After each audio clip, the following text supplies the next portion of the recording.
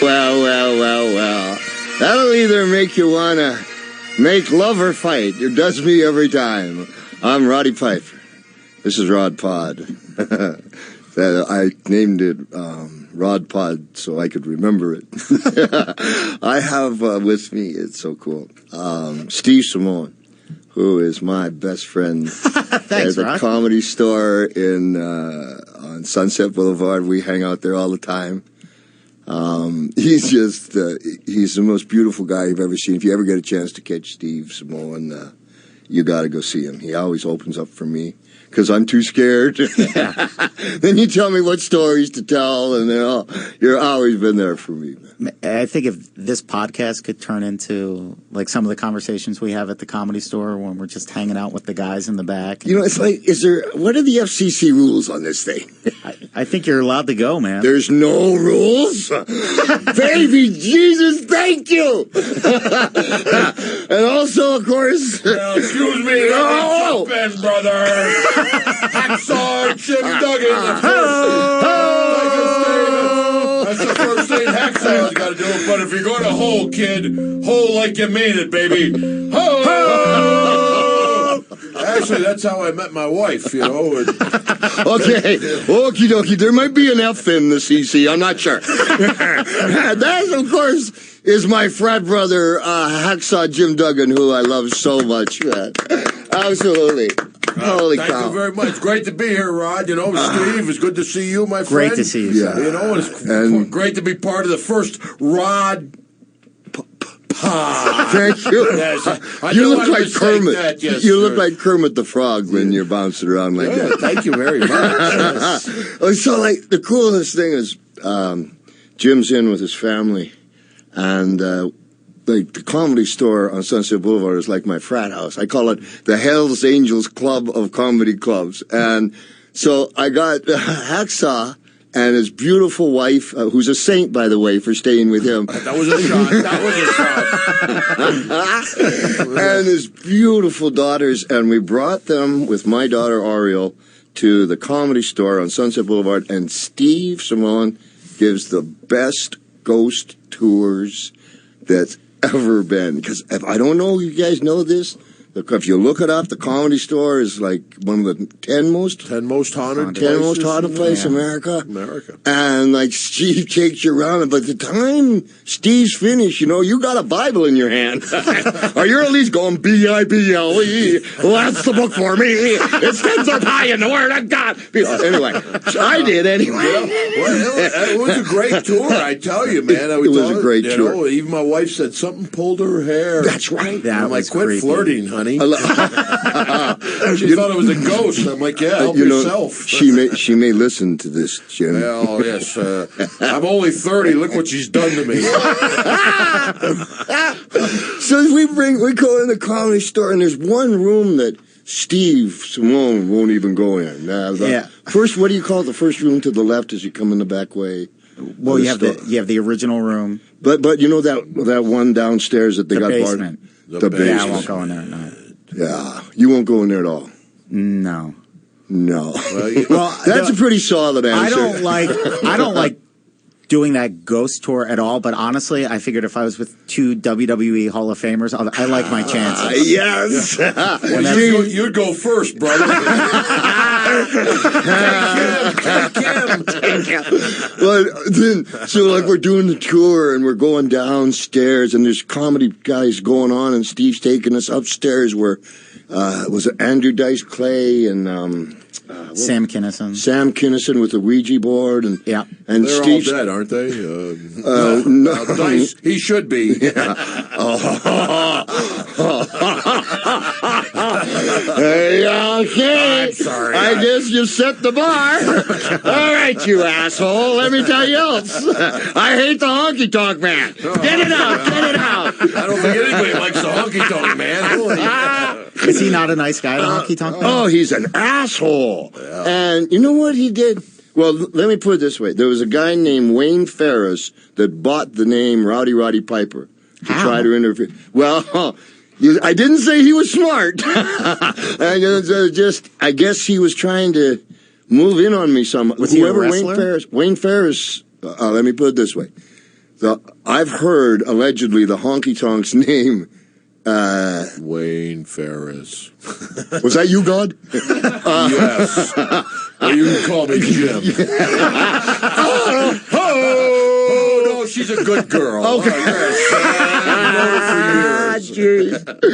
Okay, we'll get through this hopefully by the weekend. And So Wayne Ferris. Some guy named Wayne Ferris bought the name Rowdy Roddy Piper and paid for it to interfere with my business. But what they didn't know was I've been Rowdy Roddy Piper from day one. It's grandfathered, and you can't buy it. Yeah. How did you get that name? Holy cow!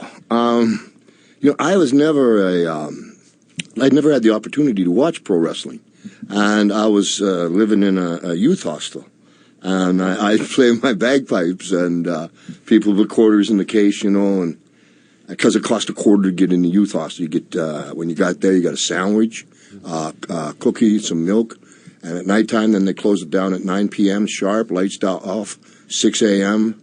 There was 3-tier bunk beds. They'd give you a towel, 2 eggs, and some toast. You could have a shower. You had to get out, and you couldn't come back again. Sounds like WWE. Well, it was kindergarten WWE, and now I'm a master of the frat house. And someone just didn't show up in the Winnipeg Arena, and I said to my fight fan, what's going on? They said, we'll play you in. It was far out. Man. So how old were you at the time? I was... that was a shot. No. I was 15. I was 15 years old, and I was wrestling amateur because it was a YMCA, was a youth hostel. I was wrestling amateur and boxer, and I was a champion. And my amateur wrestling coach, when Vern Gagne's people would come into Winnipeg, he would just sub as a referee. And somebody didn't show up, and so this guy says, I can get you $25 if you want to fight this guy. I said, sure. And my pipe band played me in. Cool. And the announcer, my first name, my Christian name is Roderick. My whole name is Roderick George Toombs. And the announcer just knew short for Roderick is Roddy. And so he said, ladies and gentlemen, here comes Roddy the Piper. And that's it. I'm serious. And the just got dropped. That's awesome. And it just stuck, and I won my first world record. Do you guys remember Mr. Perfect? Well, of course you do. Kurt Hennig, yeah. Kurt Hennig? Well, it was his dad. Larry the Axe Hennig, right? Yeah. Shortest match in the history of the Winnipeg Arena. I come to the ring with all these bagpipes. I'm 167 pounds in a kilt. My nuts ain't dropped yet. And there's Larry Hennig, and the bell went ding. Ding! That was it, baby. Wow. He busted my eye, busted my nose, and I came in the Winnipeg Arena, and I was supposed to be the tough guy. My pipe band left me, and there I am in my kilt, and bleeding, and they promoter. He had these hush puppies on. You guys remember hush puppies? Yes, yeah. That was a shot too. And they used to put those pennies. Curveballs. And they put pennies in him, and because I was bleeding so bad, I could just see his feet, and I thought he was going to duke me out of my $25. No, he says it was El Tonko. Well, El Tonko, Winnipeg. He says, kid, you did great. How'd you like to go to Kansas City? And he gave me my $25, and they smuggled me over the border that night. They put me in a van with 6 other wrestlers, as hairy as Larry, including Moolah. Including the lady wrestlers. Well, she looked good then. Hey, that's a whole other conversation. Disclosed. In any case, and they snuck me over the border, and I never stopped. Wow. And I don't know where the rowdy came from. That's a whole other story. Okay. So anyway, that's how Jim, how did you get started in pro wrestling? Oh, well, and where did the name Hacksaw come from? That's such a cool name, too. Actually, a bunch of us, Bruiser Brody, Buck Roley, myself, were all sitting around a room going, what can we come up with better than Big Jim? And so we came up with Hacksaw. I'm like, yeah, that'll work, give me a payday. But I originally started off as Big Jim Duggan. I was short hair, clean shaven, and I wore a long gold bathrobe. And Arnie Skolin, the guy from the WWF, called me and he says, "Kid, you might have a future, but come up with something better than Big Jim and get rid of that gold bathrobe." So then, I put a mask on. I figured that would work pretty good. I wrestled with a mask, and I wrestled as a convict. And you had ears on the side of your mask. There weren't ears. I was a young guy. I was trying to come up with something new, so I put C's on my mask. They were ears. They look just like ears. I'm sorry, bro. Sorry. Oh, my God. We got a technical breakdown here. I can't hear shit. So, welcome to Rod Pod, and 7 minutes in already. And we're chaos. just on a 1. Is that the FCC? No, that was a honky tonk. That was a honky tonk, man. Holy cow! So, like my cans are dead. Are we still on the air? I think so. Yeah. Well, good, we good. can't It doesn't shit, matter. though. Sorry.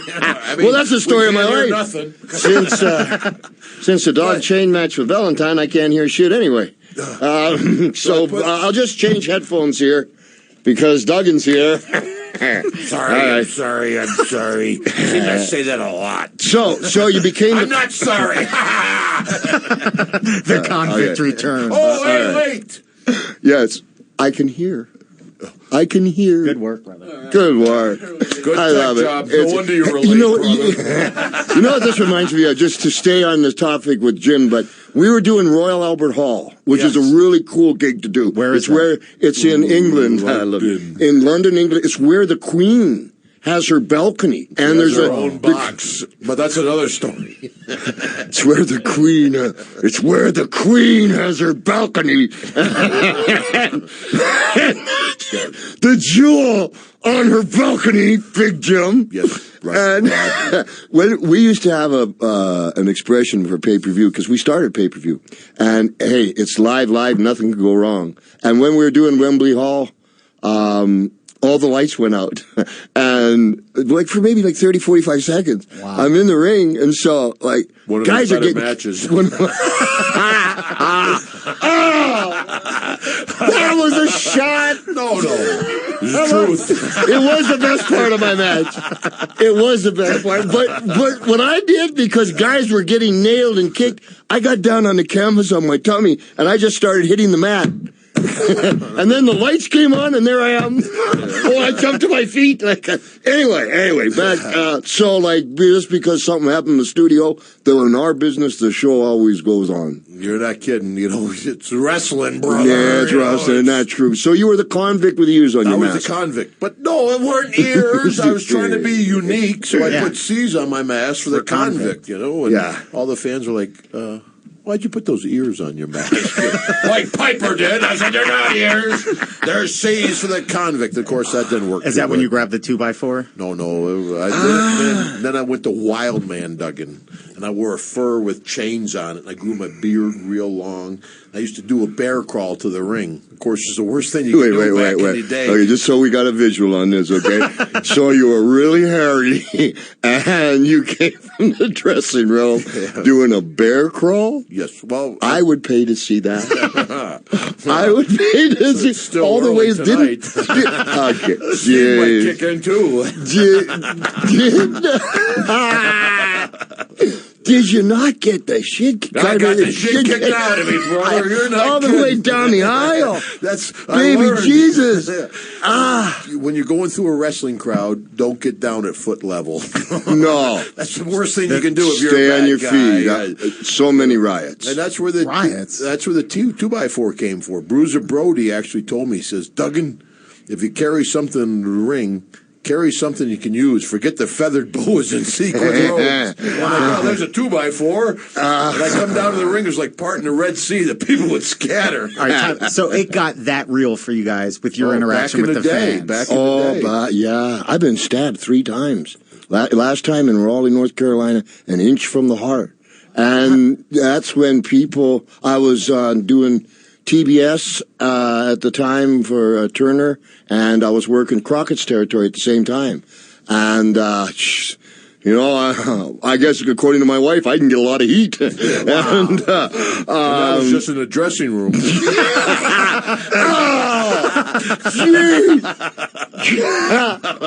Holy cow, man. If you don't have confidence walking in, you ain't going to have it walking out.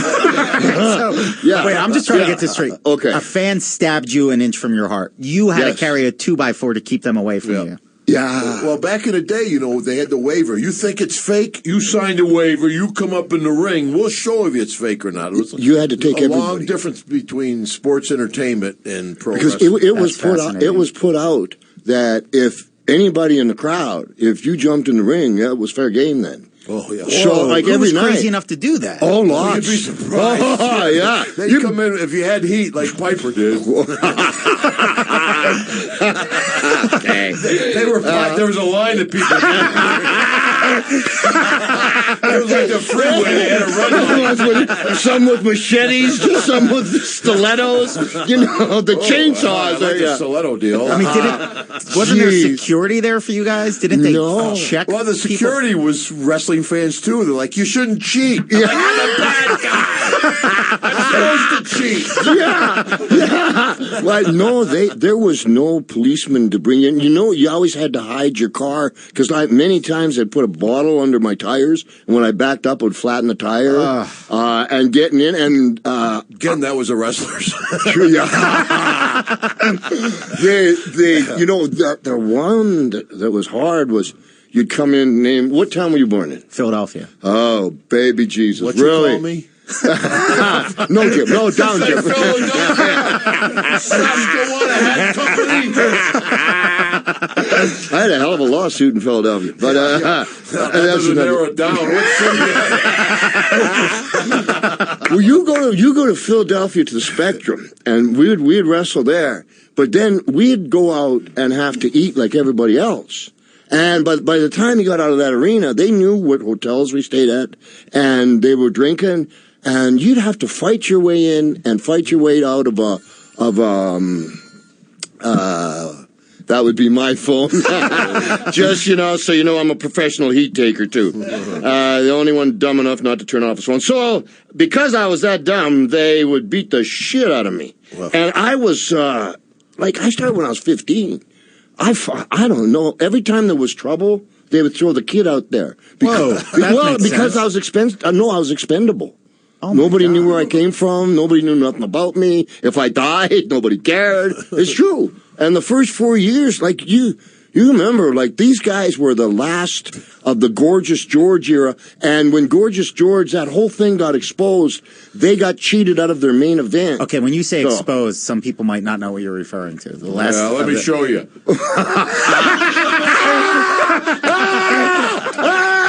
Oh, it's just you, Jim. Jeez, boy, that girl's got no tits at all, huh?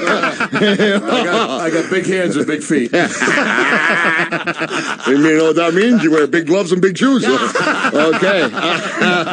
There will be enough something coming on this show. See what the SPCA. Hi, Steve. How you doing? Phil, where was you were talking about the Gorgeous George era guys were the guys that brought you up in the business. Yes, sir. But they had a chip on their shoulder.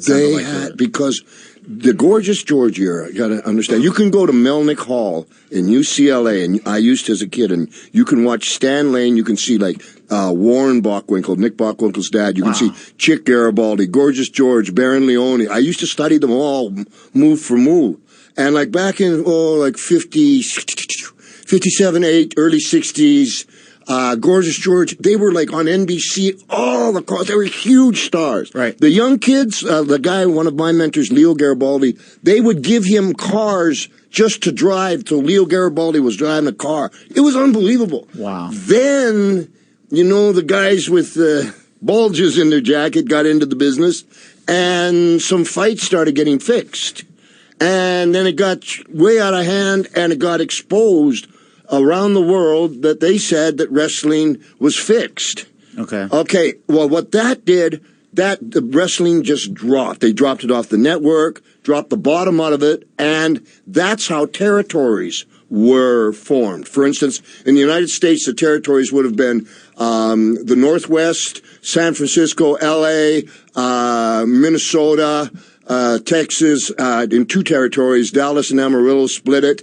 And like Florida, et cetera, all around Georgia, Charlotte, and then around in Europe where they wrestled in rounds. So it just became lawless and nobody cared about it. But these guys that were next in line for Gorgeous George, they got cheated out of their chance. So then they went another, like, I'm making it up, like 7-10 years. And then this 15-year-old kid with bagpipes comes in.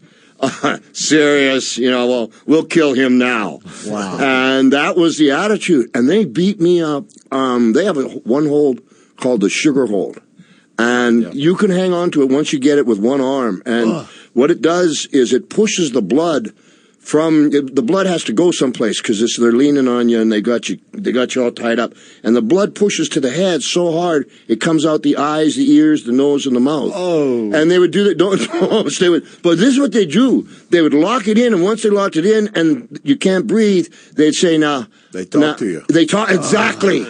Okay, I'm not going to let you breathe for 15, 14. Oh, man. What comes after 14, Jim? 15. There was a trick. I got it on Twitter. Wow. And then they would ease up so you could breathe, and then they'd go, I'm going to let you breathe for 5, 4, and then they'd put it back on, like for 20 minutes. Oh, man. Every hold was bad. Oh, man. Every night. They broke my bones. They a guy named George Gordienko. He was kicked out of America for being a communist. Vern Gagne, when he was 18 years old, Vern Gagne was going to make him his champion. He's an unbelievable hooker. He was MMA way back. That's exactly what I was going to ask you next. It sounds like the UFC. We are the originator of MMA. Well, let me just clear that up. Hang on. It came from us because we called them hookers. Luthez, Carl Gotts, George Gordienko, that guy, and their job a lot of times was if someone was causing trouble, they'd get in the ring and they didn't try to pin you. They just broke your bones. Hurt you bad. And there's one very famous story with Jack Briscoe. They had a wrestling school in Florida. But and I hate this, so I don't mind exposing this one. What they do is like, okay, I want to be a wrestler, and like big guys, and they'd have some shooters in there, some hookers. Jack Briscoe was a good hooker, and he was NCAA champion at Oklahoma. And so the guy would pay like $5,000 to become a wrestler. They'd take him in first day, beat him up so bad he'd quit. He'd never come back. One guy, he went down the stairs. It was upstairs, and he got down the stairs. And he'd been beat up so bad, he got on the sidewalk, and they thought a car had hit him. And they got him and got him to the hospital. Because here's something that you learn the hard way. The ring is the only place I know that you can kill a man and go have lunch. Wow. And get over. No kidding. I killed that guy. Yeah. And brag about it, put a notch. So... like, back in the day when we got in there, it wasn't the, there's no business. Bullshit. Yeah. So those are the guys that raised me. Even Mid-South territory, which was a strong territory down in Louisiana, East Texas, Arkansas, Mississippi.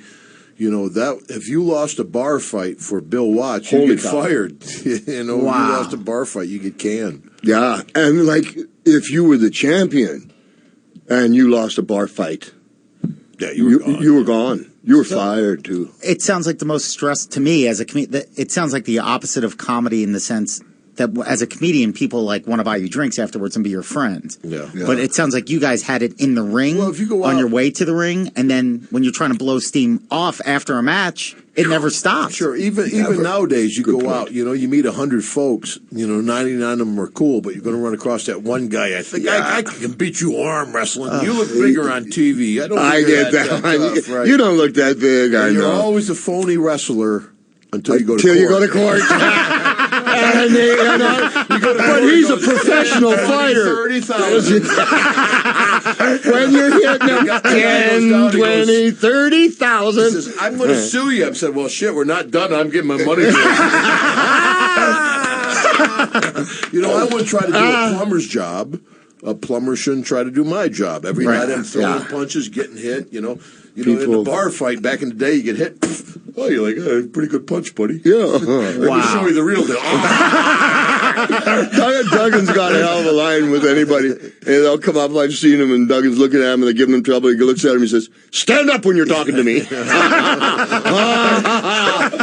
That's actually the Mickey Rourke story. I met Mickey Rourke at WrestleMania, and I didn't know who he was. I had my glasses off. I was a little inebriated.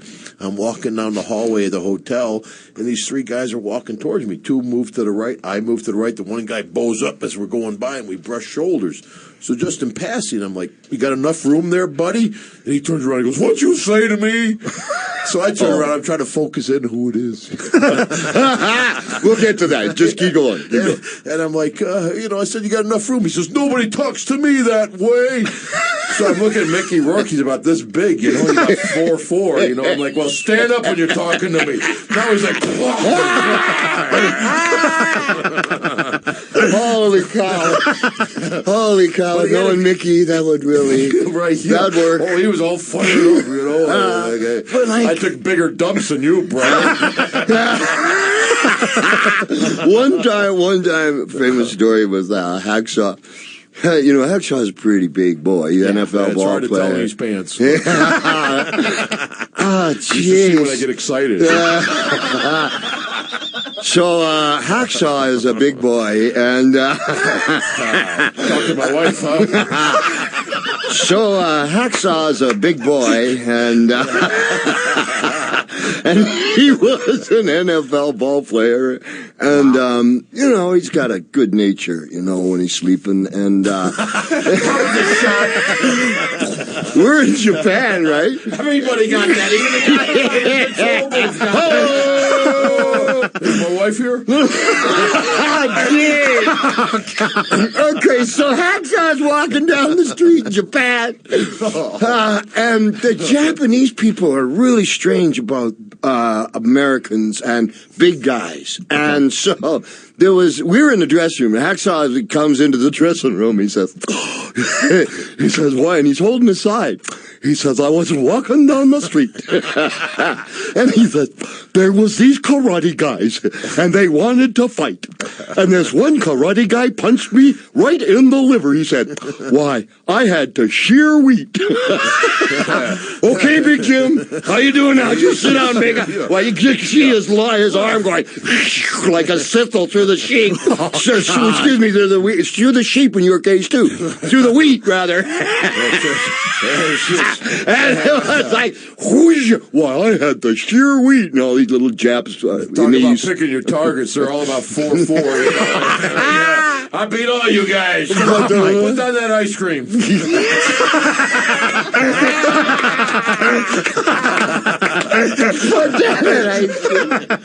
Holy cow. Talk about picking your targets. Yeah, but a win's a win, damn it. A win's a win. But you were just walking down the street and guys wanted to do a karate move. The guy almost kamikazed me. Right? I'm walking down the street. And I just came from McDonald's, I'm like, McDonald's in Japan. Thanks, God. You got to try the McSquid sandwich. It's delicious. The McSquid. I had a big thing of fries, and the kid kamikazed me, him throwing fries at him, trying to keep him off. If I had a large fry, I would have kept him off me the whole time. I ran out of fries, and he regularly chopped me. Go for it. And knocked my glasses off. Oh. And so, I hit the kid and was like, his head's here, now his feet are there. Wow. And it was like, Godzilla! All the taxi cab drivers, everybody's like, you're all mad at me. Everybody in the place is like, tear my shirt off and like, Hiroshima! I got kicked out of Japan for life. Whoa. In 1980. Yeah, they won't let me back yet. Wow, how'd that happen? I can understand. I didn't think you were going to ask me that. Open the vault. Okay, open the vault. Oh, shoosh. It was back when the first time I went to Japan was Baba, for Giant Baba. I don't know if you guys, he was like... Big guy. Legendary wrestler. Thank you. Henceforth the name Giant. Thank you. Keen ability to observe the obvious there, Big Jim. His name wasn't Big Baba, it was Giant Baba. So, and he ate lots of garlic right out of the jar. And they had me over there, and there was another guy in the company. This was called All Japan Wrestling, called Antonio Inoki. Right. And, they put me there, and I was like 19 years old. No, I must have been way before 80, because I was like 19. It was from the Olympic Auditorium here in L.A. That's Mike LaBelle that sent me. And they tried, Jimmy, to put me with the young boys in Japan. And train me with the young boys in Japan, they do all the laundry, wash everybody. They do all like the sumo kind of thing. They make that, and you get up in the morning and you do 1,000 squats, 1,000 push-ups, 1,000 sit-ups. And they got the guy with the kendo stick. When he hits you, it pinches you. You know, you hit me with that stick one more time, I'm shoving a rip your fucking ass. Excuse me. You flirt. So, but what they did is they took my passport away. And they wouldn't give me. They take your passport. Okay, so what? the three. Henceforth, just skip me with that. Here's the 3 rules a professional wrestler goes under. First, round trip ticket before I leave. Cash before I get in the ring, and you put it inside your boot. Hopefully you have to put it inside both. There's enough. And I will not surrender my passport. Those are the 3 golden rules of wrestling for what I'm about to tell you. So I'm saying, hey, this guy keeps hitting me with this kendo stick. I keep getting up, and I'm fighting him, and I keep losing. I'm getting the dog kicked out of me by, some qualified rod kickers. Yeah. Rod pod kickers, baby. And I couldn't get out. There's no, for morning, they got sardines. You gotta laugh, you asshole. You got sardines for the morning. All right. And I don't speak a word. There's no TV. You take your shoes off and sleep on the floor. They're doing the rice pillows. I'm saying, it sounds like jail. It's worse. Well, no, they're both. Not that I would know. The Hollywood jail's not bad, but the one at the Tipsy sucked. Good breakfast.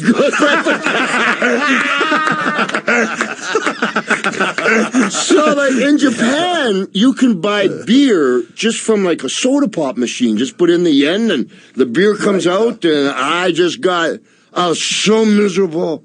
And I took a fire extinguisher. Ivan Koloff was there. And I was in the Keel Plaza on about the 20th floor. And I grabbed the fire extinguisher, and man, I let it go under his door, and I had no idea. When you pull those things, they will probably put out a fire. Because Ivan Koloff was so drunk, he was out of it. The next morning, it was just white. White as the driven snow, everything, okay? But that was just the beginning of my night.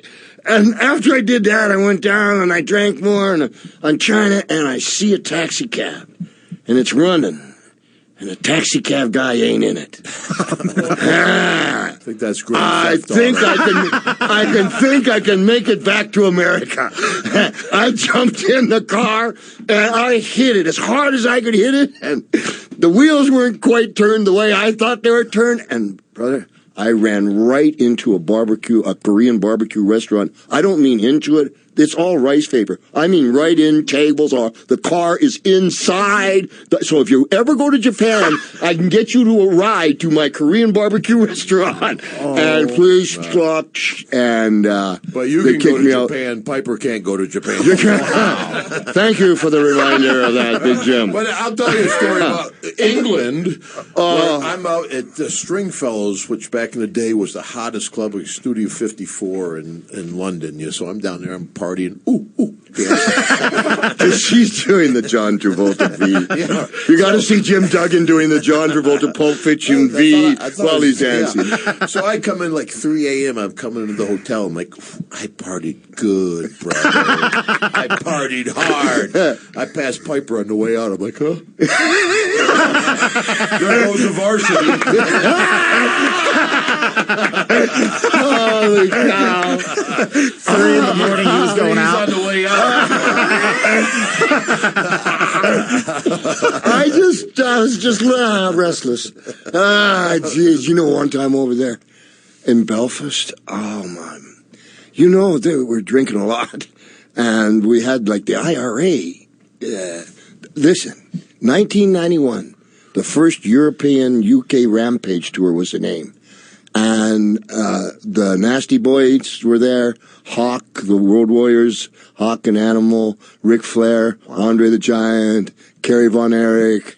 That's a lot of talent. That's amazing. Davey Boy, they're all dead. I'm the only one here to tell the story. Davey Boy Smith, when Davey Boy Smith was in Belfast, I'll stay with Belfast.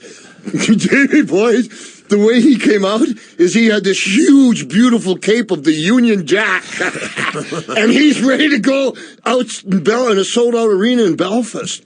And this is old school, is we all got behind the curtains, all of us, and going back and making this all sense, if there was going to be a wrestling match that might get a lot of attention from the fans, they would make us stay because we were the ones that ran out to fight. We were security. We were own security. So like the guys in the first, second, third match, they were there, and if it was time, you fought every night. So we're in Belfast, and this tour's pretty rank, and I got to take a pee. And I just see an alley, and I'm in Belfast, and there's a couple of windows kind of open, but the guys are to the right of me, and so I pee, and it's the Belfast Police Department's lunchroom. Oh, no. Lunchroom, and they come storming out of the thing, and but the guys with the ARI and stuff, and they saved me. They would have taken Funny, they recognize you right off the bat. That's Piper. I'm not proud of it. I just thought it was an alley. But, I mean, between alley and Belfast Police Department lunchroom, you could have given me something in the middle there. Anyway, the ADD's kicking in. Where were we? I think we're talking about smelly wrestlers. Back to the honky-tonk man. That's what it all started with. Somebody that was trying to buy your name. Buy my name, that's right. And, I don't think that they would believe he was Roddy Piper when he came out. No, I don't really think they believe he's a honky-tonk man. I got the guy, let's get this straight, all right? You got a guy that dresses like Elvis, exactly, carries a guitar, can't sing, can't play the guitar. Sounds just like Elvis. I'm sorry. I'm sorry. Elvis was a wrestling fan, too. He would have loved it. Even the tech guy got pissed off at me. It's Elvis. You know what? Elvis was a huge wrestling fan. And he used to go in the box office in Memphis and watch the real Elvis. The real Elvis. And he also dated Johnny Waver's wife before Penny Banner. He used to date a professional lady. Too, though. Professional. Oh, jeez. Oh, baby Jesus. Holy cow. Okay, no, it's okay, this will be my last Rod Pod also. And, so if there's any job applications on Universal City Walk, I do good gorilla. Anyway, I got a Twitter question, but because you're the one who brought up varsity, no, that's you, Jim Duggan. Hold on, before we go. There's another thing that needs to be known about Duggan. As wonderful and strong and big as he is, once he takes his glasses off, he can't see shit. So, baby Jesus, in the ring, you better defend yourself, because he can't tell distance at all. That's why everybody's scattered when I come in with a 2x4. We are fearing for our lives. So, I got a question. Holy cow, this is pretty steak when I get excited. That's not what you just said before. No. All right, Twitter question on. I got a Twitter account. It's so lame, right? No, I think it's Twitter. Cool. I love them. Mine is like R_Roddy_Piper PIPER, and I just ask them to ask questions, and they're really cool people. I don't have any assholes. I actually track them down and kick the shit out of them personally. Okay, so I don't know. I'll try this one. I'm a little scared. Would you hold my hand on this one, Steve? I'm afraid that you'll put me in the sugar hole. You said they could do it with one hand. Steve looks at me and says, "Hey, Rod, the parade was yesterday." Okay, from John I'll spell the last name, Vatter, Vader. Twitter question to Jim Duggan. Oh, man, oh, man, oh, man. I'm so scared. Yes. Yes, all right, here we go. Does Duggan see the humor? I see humor in everything. Piper's my friend. That was another shot. Well, on this last Rod Pod, we're going to go for the gusto. Last Rod Pod. Okay, let me try it again.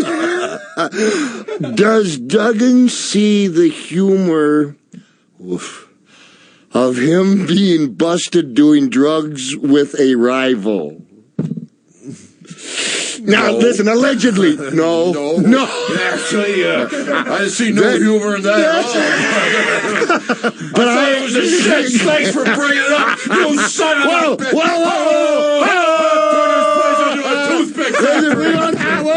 We don't have to talk about it. It's a free form. It's a Twitter. John Vader, our Vatter. I know where you live, John. We definitely look him up. Move, John. Move now. We don't have to talk about that, you know. We could talk about the whores you were with in Vegas. Leave the wife alone. No, I would never say that. Oh, yes, you would. No. Just not on the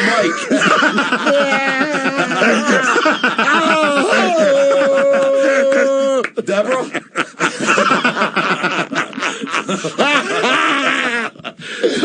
Okay, shoot. But you're going to have to catch them. If you don't want to tell it, brother, I understand. Okay. We're from the frat house. Here it is. Okay, moving on. That was a dumbass question, John. It was kind of like the bust that will live in infamy, you know.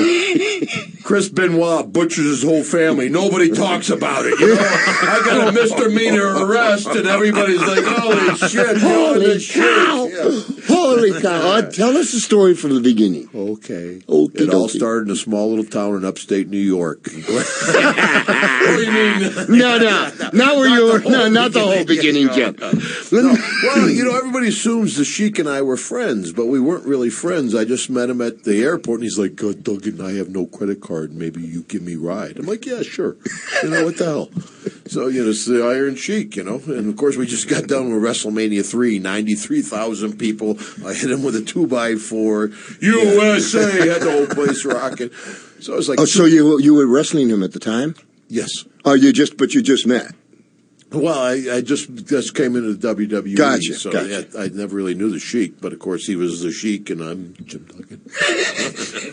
So I'm like, yeah, I'll give you a ride. He's like, maybe we get some St. Pauli girl. And I don't drink beer, and I guarantee I never drank another St. Pauli girl beer in my life. I usually drink vodka, right? So we had a little doobage, and I smoked my doobage, and Sheik had a little doobie. And I'm driving down the Garden State Parkway, and I got the beer going, and the trooper saw me with a beer. They pulled me over. I lived in Louisiana. They got drive-through daiquiri huts in Louisiana. What's the problem, right? I'm like, yes, sir, officer. Like, Could you hold this for a second while I get my license? That's the problem. So he gets me out of the car, and as soon as he came up to the window, he was like... What was he like? Yeah, thank you.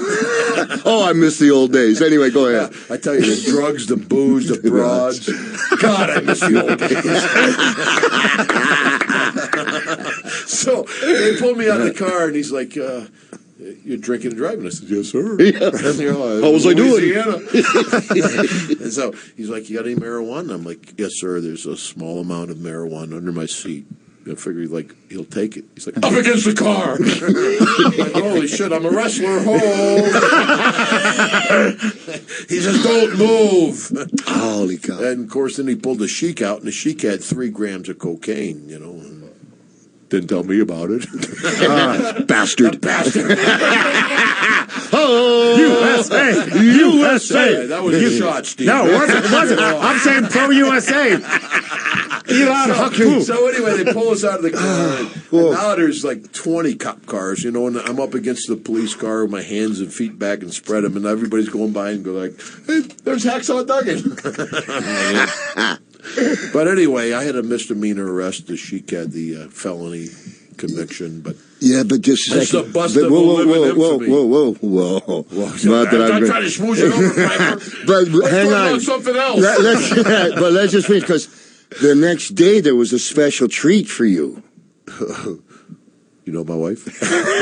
But weren't you going to be in a parade the next day? Yeah, up in Glens Falls, they had the Hacksaw gym. It was, it was a war. You couldn't script it any worse, you know. And my dad, God bless him, he was chief of police up in Glens Falls. It was a horrible bust. And there was a parade in your honor. Up, Rod. There was a parade in Jim's honor. So you can put the boots to me.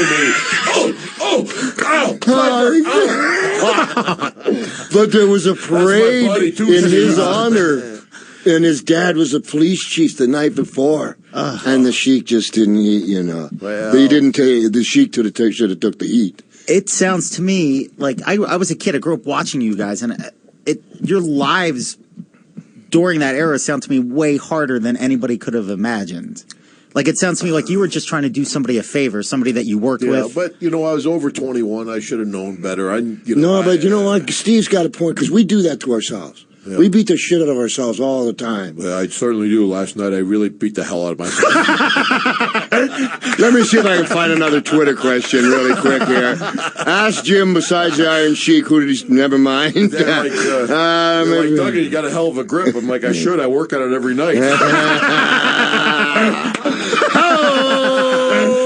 Over here. Holy cow. Okay, here's from Ryan Carlson. From Ryan Carlson, who's at MAJINNATAQU. I'm really good at this, aren't I? All right, Ryan wants to know, was there anybody that you wrestled that you just hated that was a real asshole to you? Besides myself. I don't think I ever wrestled you. No, you know what? That's something we never have wrestled. We've never been in a ring together. Never, no. Not never battle royal or nothing, you know. Nothing. Yeah, main event guy, and then there's number 9. Is there anybody just... Usually... On the independent circuit, as you know, that's the last thing the kid you want to wrestle that has no clue. He's 6'5", 300 pounds, and 22 years old. He's like, Mr. Duggan, are we on TV tonight? I'm like, but I had trouble with Matt Bourne. You know, Matt Bourne actually tried to give me a cheap shot and beat me up in the ring. But 1973, New York State wrestling champ. Right. So I made a little comeback. But, of course, Andre, you know, back in the day, we had a million of Andre stories. And, you know, Andre was so big, he wasn't the most hygienic guy in the world. You know, he couldn't fit into a shower. Yeah. You know, he's a lonely guy, actually. And he couldn't really wash his gear too much. But he always wore that singlet with the one strap over his shoulder. So every night I wrestle him, he's like, Duggan, step closer. I take a baby steps. He's like, closer. Oh, shit, and he'd grab me by the hair and he'd wrap that strap around my throat and choke me. So one night we're out here on the West Coast and Andre's a little inebriated. He's like, closer. Like, oh, shit. You know, contact inebriation. And so when he grabbed me by the hair, he went to wrap the strap around my throat, but he missed and it went across my mouth. He's got it across my mouth like this, and now he starts choking me with it, and he's squeezing all that giant juice out of it. It's going down the throat, and I fart as hard as I was 310 pounds out of gas. I was fighting as hard as I've ever fought in my life, and Andre's going, wow. So, some of the things. Andre was a rough day at the office. You know, that was always a joke. I'd get on the airplane, I'd be sitting there, and I'd sit next to a business guy, and he'd like, I had a real rough day at the office. I'm like, brother, let me tell you. I just got done with a giant, and he still had villagers in his teeth. And he still had villagers. Holy cow. That's great stuff. Man, Rod Pods. You know, I could stay here all day long. I'm having so much fun. So much fun. Yeah, Steve. Thanks for letting me hang out, guys. This is the greatest. But, like, you know, if you folks... What's this guy waving at? In 5 minutes, they say we got to leave, you know. Let's get him. Yeah. So we got 5 minutes left. You know, I'm looking at Twitter questions, but I'm going 5 minutes left. This is so cool. I'd like to do this. Hacksaw, you know, people don't understand us outside the business. No, they don't. They really don't. We were talking about this downstairs. That they, you know, these stories, like Hacksaw told that story about the Sheik and stuff, but like he actually lived it. Yeah. And when you tell the story and we all laugh at it, like, and you kind of blow it off, but like, if you were there and your dad, his dad was an unbelievably great man, and he's a policeman, and Jim has got the parade in Glens Falls, the amount of love that his dad gave him and stuff, and Jim, when you know, I get fired regularly, as you know, from the WWEFG, whatever they call it, getting pipered. Yeah. You're not fired, you're pipered. My God, man. Get Piper. You're pipered. Get out of here. But when I was wandering and a little bit, I was aimless. I didn't know what I wanted to do. And I got to the Comedy Store on Sunset Boulevard, and I made friends with Steve.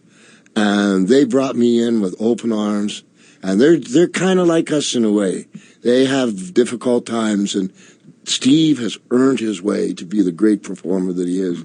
And he would come on stage with me, and I always open up and get him warmed up, because I'm not a stand-up comedian. I mean, it's really hard, and Steve is great, because I've watched him bring audiences around from nothing to 100% just to give me a shot up there. And they allowed me in the Comedy Store, and as we were saying the other night with you, Jim, and your family, and Steve, you know, taking us to the Ghost Tour. If you ever get a chance to see Steve Simone, you will be sorry if you missed it. He's not only one of the nicest men I know, but he's my friend. No, yes, of course I was talking about Steve. You know, and he's my friend. Oh, it's an honor. And I love you so much for coming down.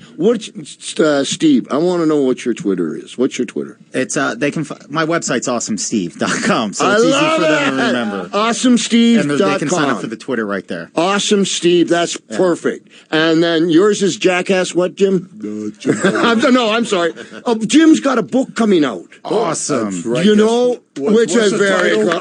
Hacksaw, the Jim Duggan story. Well, now there's a clever title. That's awesome. How long did it take you to come up with that? I've got feelings too, Piper. When's the book come out? When does the book come out? It came out in April, brother. Yes, it's going to Amazon right now. There you go. Go to Amazon. Jim Hacksaw, Jim Duggan story, the book. The man. It's a positive look at wrestling. You know, everybody sees that movie, The Wrestler, or Mickey Rourke. That piece of garbage. Stand up when you're talking to me. There you go, right? But it's a more positive look at wrestling. Good. Yeah. And the folks here at City Walk, Universal, where we're doing this from, they're just really sweet. So I'm going to wrap it up unless there's something that I've missed. My Twitter account. What's your first name again? This is our first name. Gint. I think he's called Late. Okay. No one is late from now on. Gimp. Who did you piss off? Gimp? What kind of a fucking name is that? I like it. I like Gimp. Spelled G-Y-M. And our professional Gimp is here, and I had a blast. And put on some bagpipes because I hope you had a blast. And an Irish poem for you. For those who love us, may God bless them. And for those who don't, may God turn their hearts. And if he can't turn their hearts, may he turn their ankles so we recognize them by their limp. Bye-bye, Rod Pod.